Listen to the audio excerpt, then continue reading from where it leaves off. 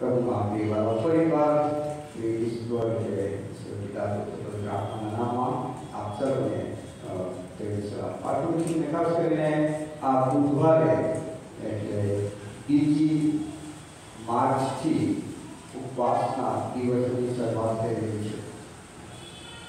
ઘણા બધા લોકો એ દિવસથી 40 દિવસના ઉપવાસની શરૂઆત કરે છે। એનો આશીર્વાદ પણ ઘણા લોકોએ અનુભવ્યો છે। અદ્ભુત હોય છે, અદ્ભુત હોય છે। कैथलिक के एंग्लिकन चर्च में तो आ दिवस ने रातना बुधवार ने 40 दिवस नो एक प्रथम जे दिवस छे तेने आगवी रीते उजवाय छे, मनाववामां आवे छे। गया वर्षे जो तने याद हो तो रातना बुधवार ने पहला जे रविवार हतो ए दिवसे उपवास पर आपणे शिक्षण प्राप्त कर्युं हतुं। उपवास केवो होवो जोईए ए विषय केवो उपवास ईश्वर मान्य करे छे। घणा બધા વચનોથી આપણે એને સમજવાનો પ્રયત્ન કર્યો હતો, પણ આજે ઉપવાસમાં કઈ બાબત અગત્યની છે, કઈ બાબત ઉપવાસમાં હોવી જ જોઈએ એના ઉપર થોડી વાર વાત કરીશું। કે ઘણી વખત આપણે એ કરીએ છીએ ખરા, પણ આપણને ખબર નથી હોતી કે એમાં કઈ બાબત હોવી જોઈએ અને માટે એ કરેલું બધું જ વ્યર્થ જાય છે। પ્રભુ ઈસુ ખ્રિસ્તે માથીની સુવાર્તામાં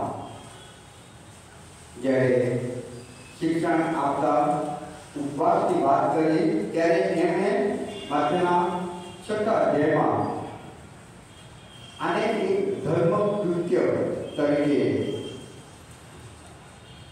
ओळखाव्युं छे। न्यायी कृत्य, धर्म कृत्य। दान धर्म करवुं, प्रार्थना करवुं अने उपवास करवुं आ बधा धर्म कृत्य, न्यायी कृत्य पण कहेवाय छे। प्रकरणना 19मां अध्यायमां जो तने आવો प्रकरण 19मां अध्यायनी पहली कलम 19मां अध्यायनी प्रकरण 19 અને 7 त्याला भी આપણે આનંદ કરીએ તથા બહુ હર્ષ પામીએ તથા તેને મહિમા આપીએ કેમ કે હરવાના લગ્નનો દિવસ આવ્યો છે અને તેની કન્યાએ પોતાને તૈયાર કરી છે।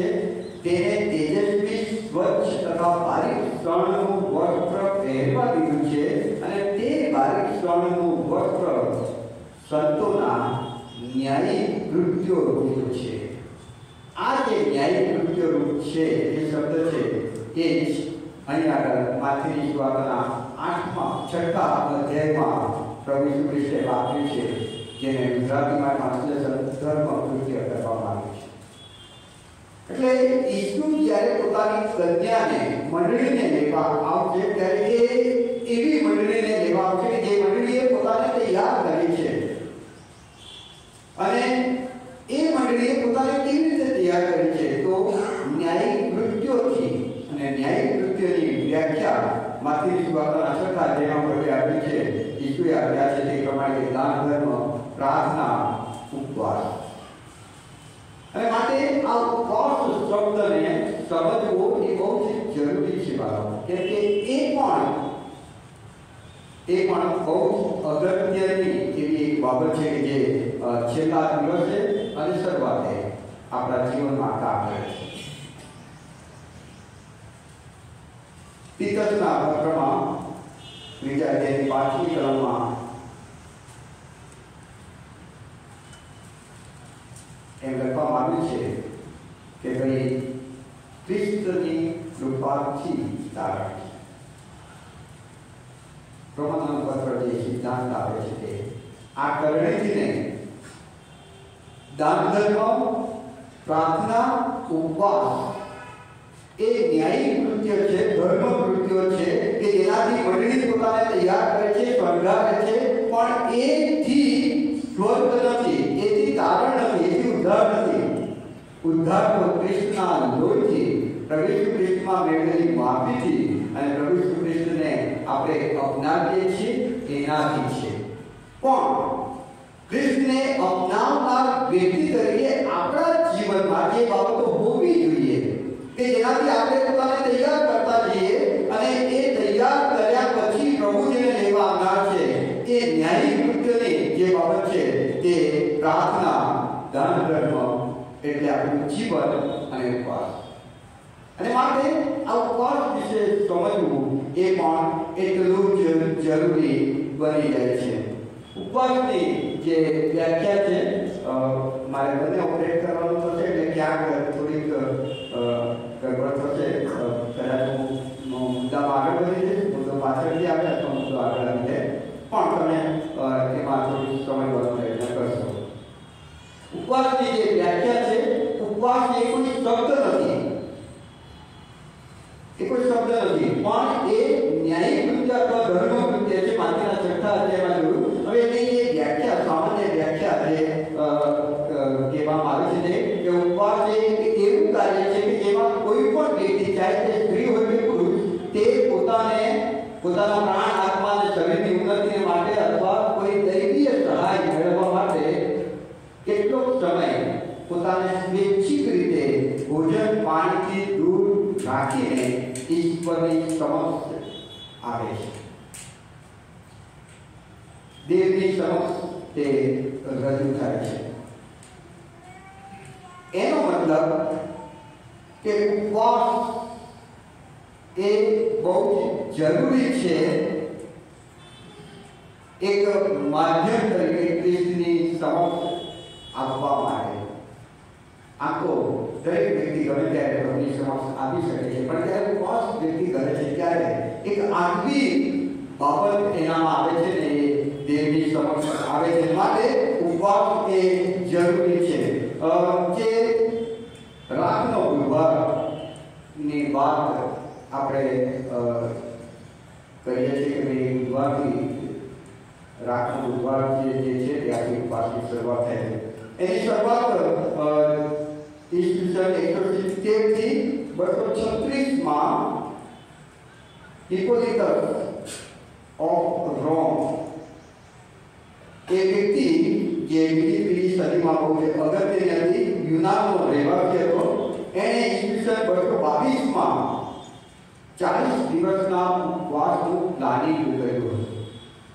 એ પેલા ઉપવાસ લોકો કરતા હતા, પણ આ હિપ્પોલિટસે ઈસવીસન 222 માં આ 40 દિવસના ઉપવાસની શરૂઆત કરી અને એને એ 40 દિવસના ઉપવાસમાં બધી બાબતો આવરી લેવાનો પ્રયત્ન કર્યો. પ્રભુ ઈસુ ખ્રિસ્તના મરણને અને એના દુઃખ સહનને અને પેલા જે કંઈ બનાવો બને છે એ બધી જ બાબતોને એણે એક અઠવાડિયાના વિભાગમાં આવરી લીધા છે. જો કે અત્યારે સમયના અભાવે એ બધું આપણે જોતા નથી, પણ આ હિપ્પોલિટસે કે જે રોમમાં એ વખતનો પ્રખર ખ્રિસ્તી ધર્મશાસ્ત્રી હતો, તેણે 222માં ઈસવીસન 222માં આ 40 દિવસના ઉપવાસનું પ્લાનિંગ કર્યું અને જાહેર કર્યું. અને એની શરૂઆત એણે રાખના બુધવારથી કરી.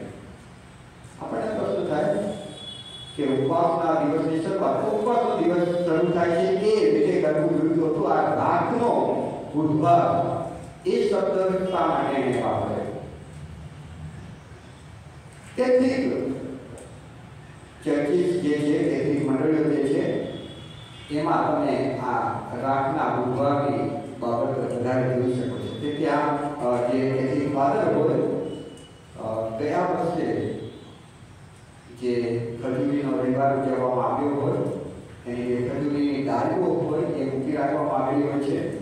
એ ડાળીઓને એ લોકો આ વર્ષે બાળી નાખે છે અને એની જે રાખ બને છે એ રાખ કેટલી ફાધર લઈને ઉભા રહે છે ને જે 36 એ દિવસે એના કપાળ પર કૃષ્ણના આકારનું ચિહ્ન, બરસના આકારનું ચિહ્ન કરે છે રાખથી. શા માટે રાગ? ઉત્પત્તિનો બીજો અધ્યાય 7મી કલમ, ત્રીજો અધ્યાય 19મી કલમ, 18નો અધ્યાય 17મી કલમ, યજ્ઞ 31 અને 40 જેવી ઘણી બધી કલમો છે કે જે માણસના જીવનને અને એના મરણને રાગની સાથે જોડે છે. ઉત્પત્તિ 2:7માં તું ધૂળ છે અને ધૂળ કે રાખમાં તું મરી જઈશ. ઉત્પત્તિ 18:27માં ઇબ્રાહિમ કહે કે હું ધૂળ અને રાખ સિવાય કશું જ નથી. યજ્ઞ 31 અને 40માં સૂકા હાડકા અને રાખની ખીણ, જેને પૃથ્વીની ખીણ કહેવાય છે. એટલે માનવીય જીવનની જે 3 ભગુરતા છે, માણસનું જીવન કઈ જ નથી, ધૂળ સમાન, રાખ સમાન છે.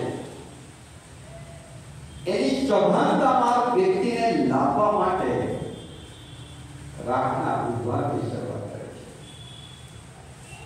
આ હિપ્પોલિટસ જેને આ 40 દિવસના ઉપવાસની વ્યવસ્થા કરી, આયોજન કર્યું, ચક્ર ગોઠવ્યું, એને રાખના ઉદ્ધારની શરૂઆત કરી, યોગ્ય જ કર્યું. કેમ કે પ્રભુ ખ્રિસ્તના સમયમાં ઘણા એવા હતા કે જે ઉપવાસ કરીને અભિમાન વ્યક્ત કરતા હતા. પાછળથી કલમો પણ તમે બતાવીશ કે જ્યાં એવા વ્યક્તિઓનું પ્રભુ ખ્રિસ્ત ઝાટકને કાઢે છે. ઉપવાસની શરૂઆત રાખના ઉદ્ધાર, અને રાખ જ્યારે વ્યક્તિના માથા પર ક્રોસના આકારે લગાડવામાં આવે છે ત્યારે એ કેથલિક ફાધર એ વિચાર ત્યાં એ વ્યક્તિને જણાવવા માંગે છે કે તારું જીવન, મારું જીવન, માનવનું જીવન રાખ અને ધૂળ સમાન છે. કઈ વાતનું તું અભિમાન કરે છે, કઈ વાતનું ગર્વ લઈને ફરે છે, કઈ વાત માટે તું દોડાદોડ કરે છે, તારું જીવન તો ધૂળ અને રાખ સમાન છે. અને જ્યારે વ્યક્તિ આ સભાનતામાં આવે ને ત્યારે એને સાચું કરવાનું અથવા તો સારા તરફ ફરવાનો વિચાર આવે. અને માટે આ હિપ્પોલિટસે બહુ જ સારું કર્યું છે. 40 દિવસના ઉપવાસની શરૂઆત રાખના ઉદ્ધારથી કરી કે જે દિવસે રાખ અને ધૂળ એ જોઈને માણસને પોતાની જીવનની વાસ્તવિકતા દેખાય કે હું ધૂળ અને રાખ સિવાય કશું જ નથી. ઇબ્રાહિમને એ વાસ્તવિકતા સમજાય અને માટે ઉત્પત્તિ 18:27માં ઇબ્રાહિમ કહે કે હું ધૂળ અને રાખ સિવાય કશું જ નથી.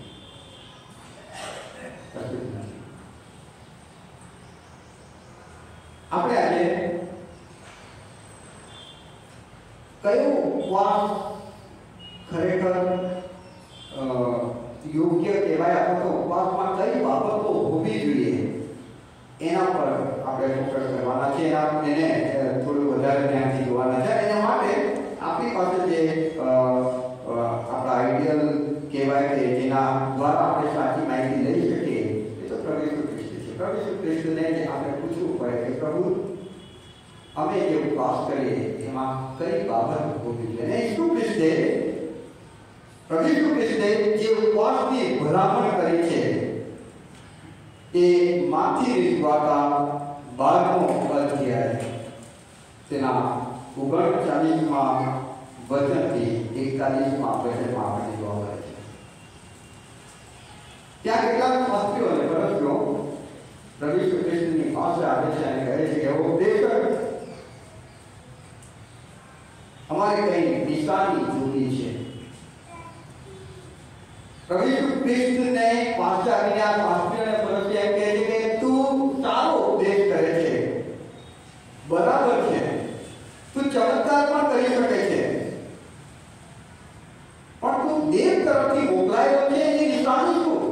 અમને એવી કોઈ નિશાની આપ કે જે જોઈને અમે કહી શકીએ કે તું દેવ તરફથી મોકલાયો છે.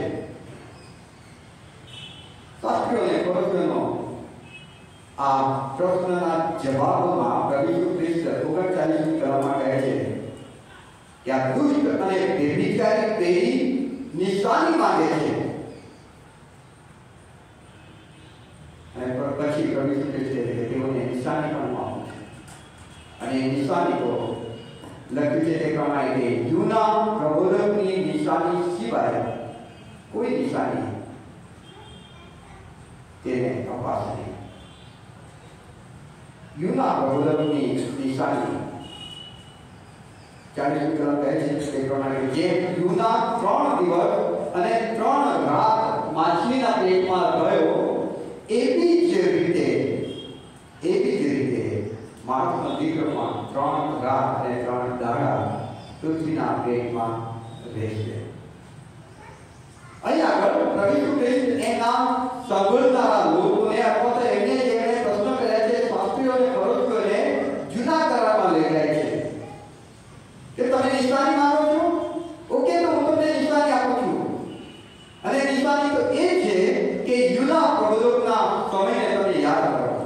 હવે ત્યાં આપણે જઈએ છીએ ત્યારે જૂના પ્રબોધકના સમયમાં આપણે જોઈએ છીએ કે જૂના કે જેને ઈશ્વરે કહ્યું કે તું નીનવે જા, અને નીનવે જેને પ્રબોધ કર, અને એને ખબર નહીં કંઈક એવું થયું અને તાર્શીશ નાસી જવા માટે વાહનમાં ચડી બેઠો. વાહનમાં જે બેઠેલા હતા એ બધા યુનાના કારણે બહુ મોટા તોફાનમાં ઘેરાઈ ગયા. ચીઠી નાખવામાં આવી, યુનાના નામની નીકળી, યુનાને ઉછીને સમુદ્રમાં ફેંકી દેવામાં આવ્યો. સમુદ્રમાં ઈશ્વરે બહુ મોટી માછલી તૈયાર રાખી હતી જે યુનાને ગળી ગઈ, અને એ યુનાને નીનવેના કાંઠા પર ઓકી કાઢે છે, અને ત્યાં યુના ઊભો થઈને નીનવેના લોકોને પ્રબોધ કરે છે કે 40 દિવસ પછી નાશ થવાનો છે.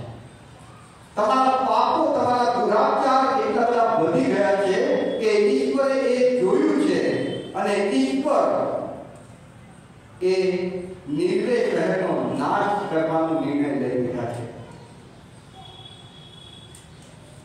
હવે એ નીનવેના લોકો કે જે યુનાને ઓળખતા નહોતા, એટલે એમણે પ્રશ્ન કર્યો હશે કે ભાઈ તું કોણ કે એકદમથી આગળ દરિયા કિનારેથી આવ્યો અને અમને એ કહે કે 40 દિવસ પછી અમારો નાશ થવાનો છે, તું કોણ? અને નીનવે યુનાએ કહ્યું છે કે હું જીવતા દેવનો સેવક છું. જીવતા દેવ યહોવાએ મને મોકલ્યો છે. લોકોએ નિશાની માંગી હશે કે તું જીવતા દેવ યહોવાનો પ્રબોધક છે કે એનો સેવક છે, તો કોઈ નિશાની આપ, અમે કઈ રીતે માનીએ? અને યુનાએ કહ્યું કે 3 દિવસ અને 3 રાત હું માછલીના પેટમાં રહ્યો, અને આજે જીવતો તમારી આગળ ઊભો છું.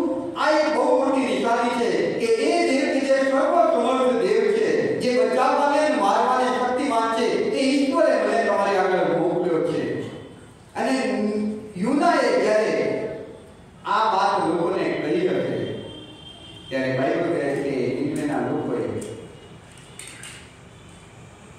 ઢંઢેરો પીધા, પછતાવા માટે, ઉપવાસ માટે, અને નીનવેના લોકોએ પ્રભુની આગળ પ્રાયશ્ચિત કર્યું, જેના કારણે ઈશ્વરે જાણે કે એમનો બચાવ કર્યો. યુનાના પુસ્તકમાં જો તમે આવો, યુના 3 જૂના કરારમાં 799 નંબરના પૃષ્ઠ પર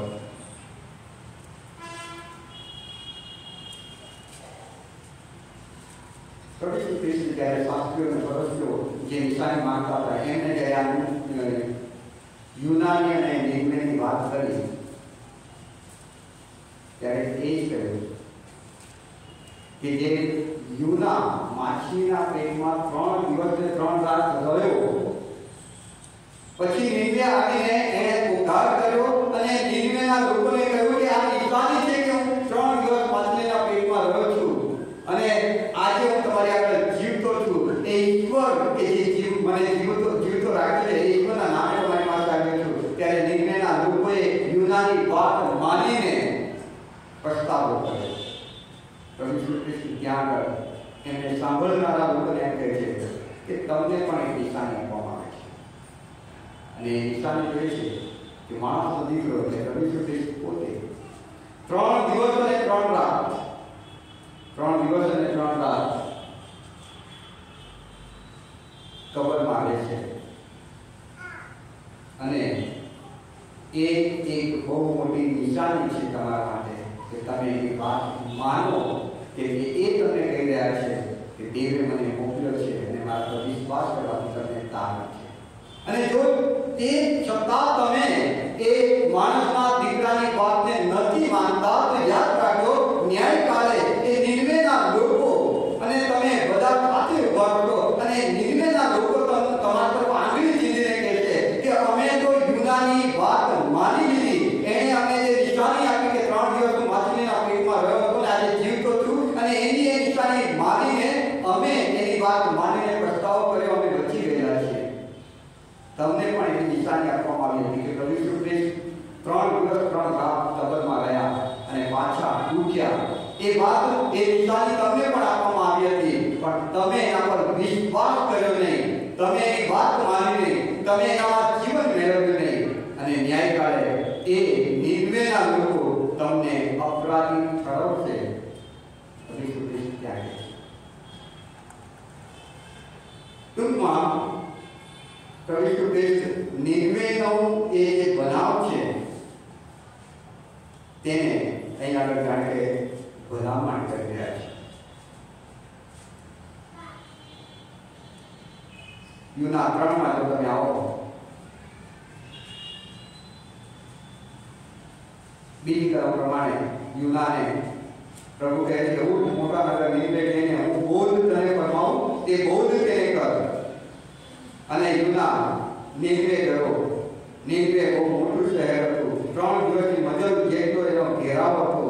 યુના નગરમાં દાખલ થઈને 1 દિવસની મજલ કરીને પુકારીને કહે છે કે 40 દિવસ પછી નીનવેનો નાશ થશે. 40 દિવસ પછી નીનવેનો નાશ થશે. અને પછી આગળની કલમ આગળનું વચન બહુ સરસ છે.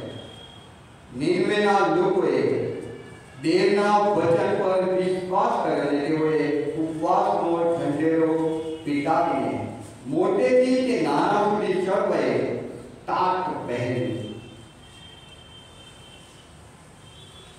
ઉપવાસમાં કઈ બાબતો હોવી જોઈએ એ હવે આપણે જોઈ રહ્યા છીએ. યુનાએ જ્યારે નીનવેના લોકોને દેવનું વચન કહ્યું ત્યાર પછી જે બાબત બને છે તે પહેલી બાબત કે મોટાથી લઈને નાના સુધી સર્વે તાક પહેર્યું. પોતાને નમ્ર કરે છે. તાક પહેર્યું. નીનવેના રાજાને એ વાતની ખબર થઈ એટલે તે પોતાની ગાદી પરથી ઉઠ્યો. પોતાનો જબ્બો પોતાના અંગ પરથી ઉતારી નાખીને પોતાના અંગે તાક ઓઢીને રાખમાં બેઠો. નીનવેનો રાજા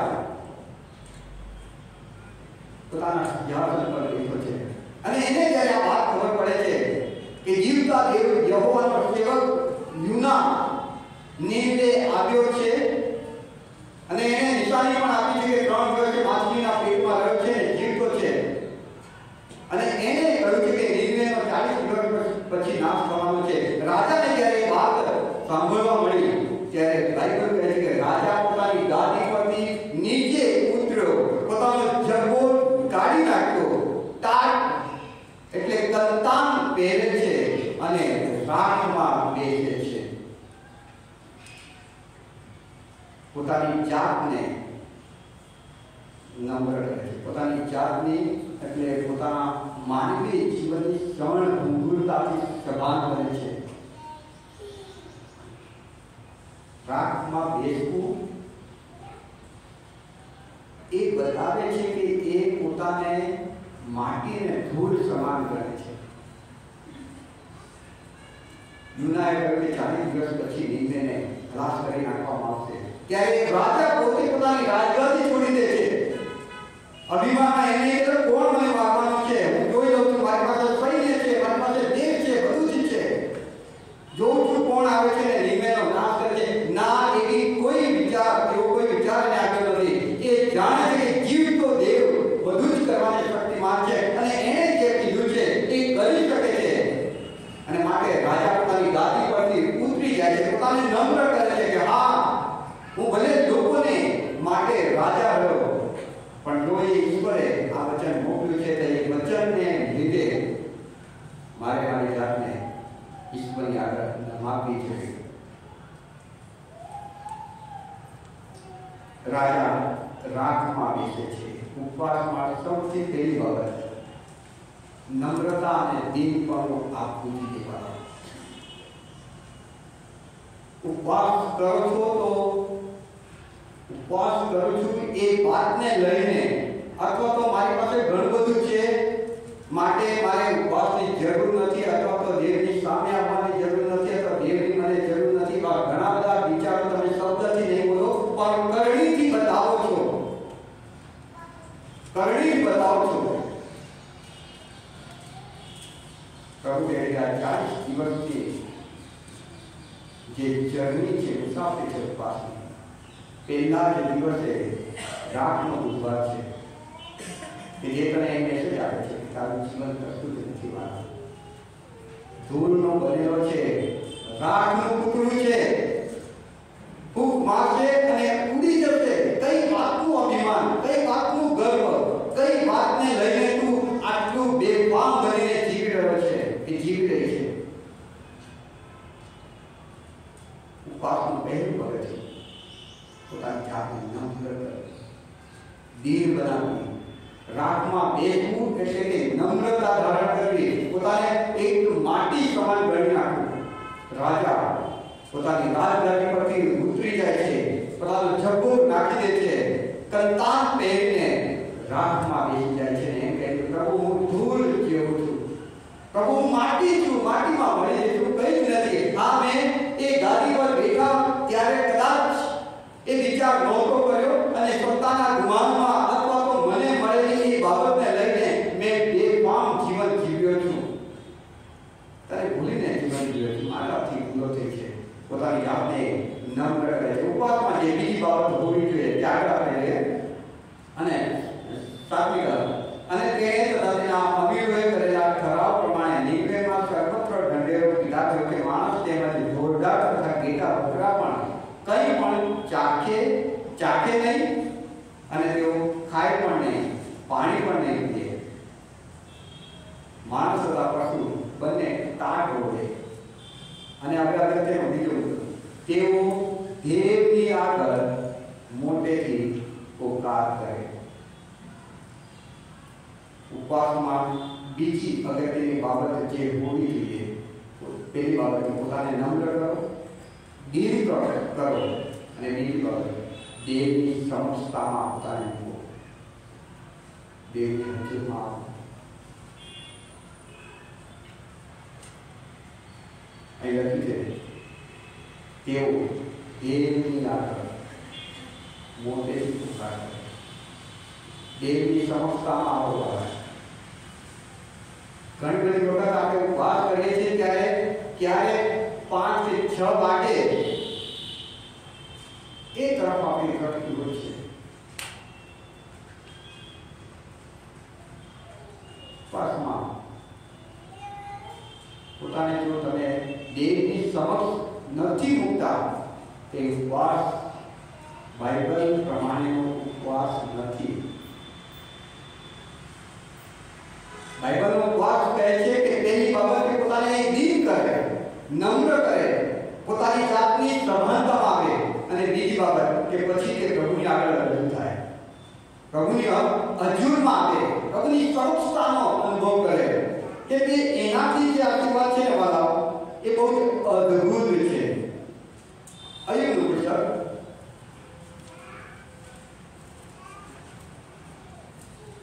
અયુબ 5 અને 6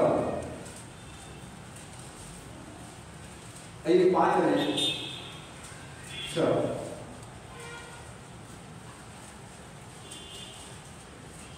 माफ करो अयुब 42 અને 5 ને છઠ્ઠી કરો अयुब 42